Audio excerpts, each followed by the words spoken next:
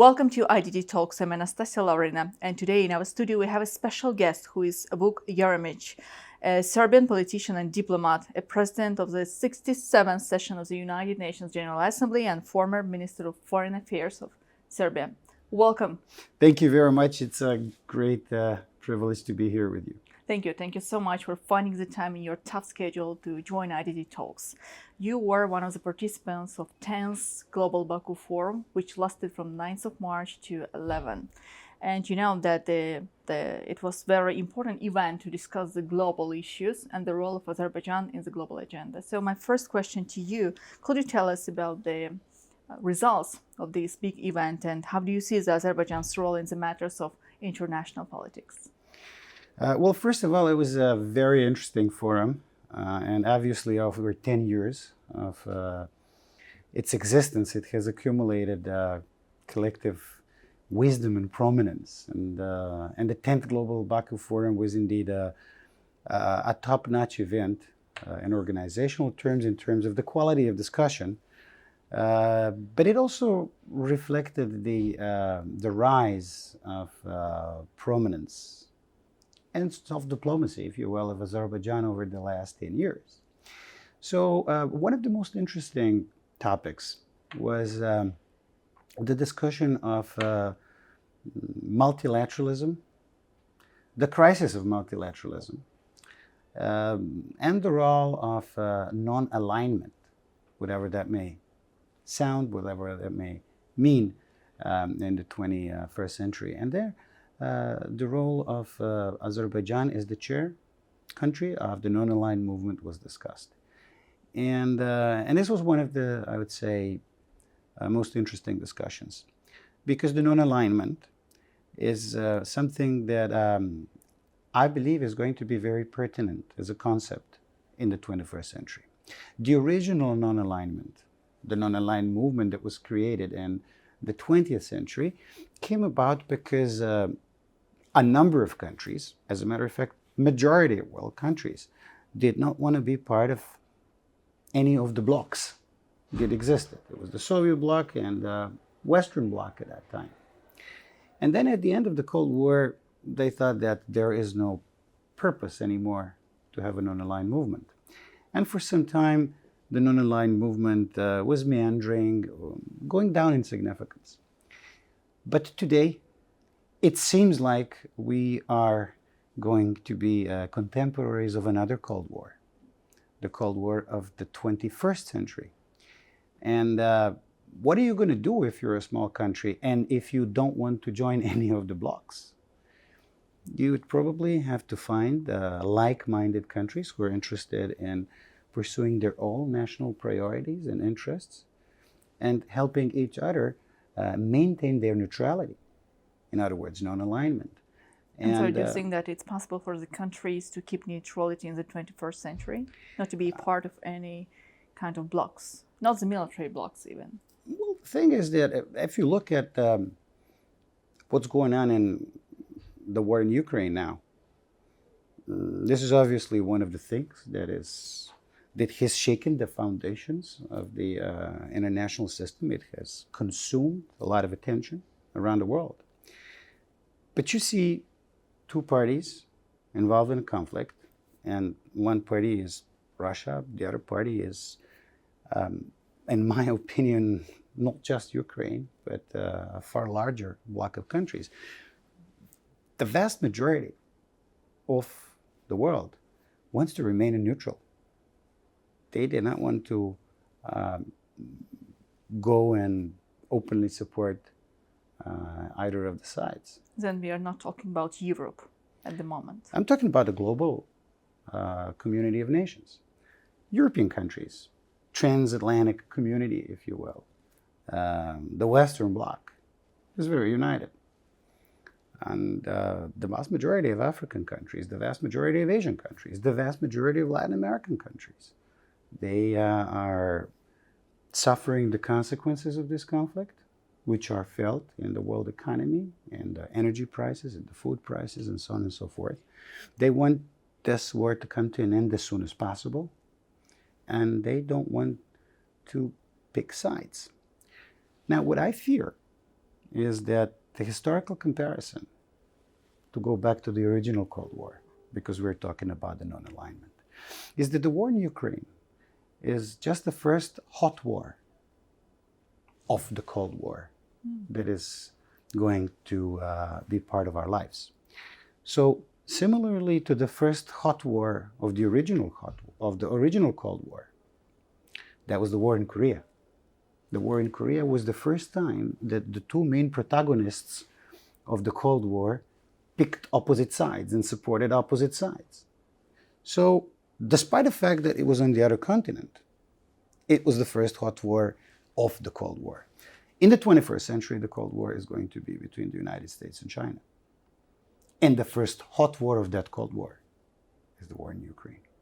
So, in the same way that the non-alignment came about in the 20th century as the third way, not picking a side, not picking a Soviet bloc, not picking the American NATO bloc. So let me ask you about Something China. similar can occur, in my opinion, in the 21st century.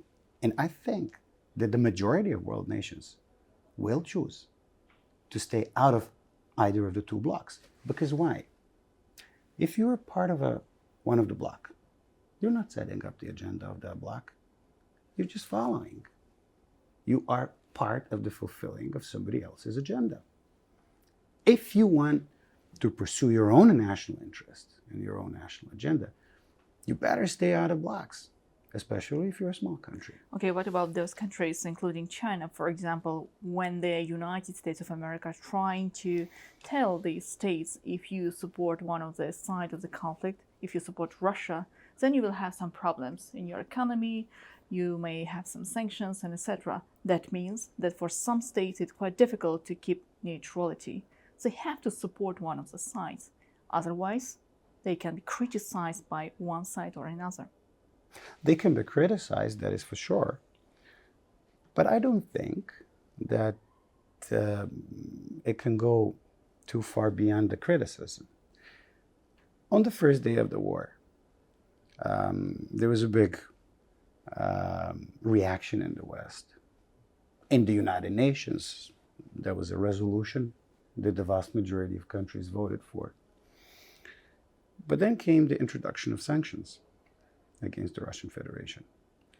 And with the exception of the core of the Western bloc, that is the United States, Canada, European Union, Japan, South Korea, Singapore, I believe that's it. Well, Australia and New Zealand as well. Nobody else introduced sanctions on Russia. And although people were at some point concerned that this might cause economic consequences for them, it didn't happen. Because under the current circumstances, geopolitical and geoeconomic, nobody in the world has the power to force anybody to do this or to do that. We no longer live in a unipolar world dominated by America. We don't, in my opinion, even live in a multipolar world.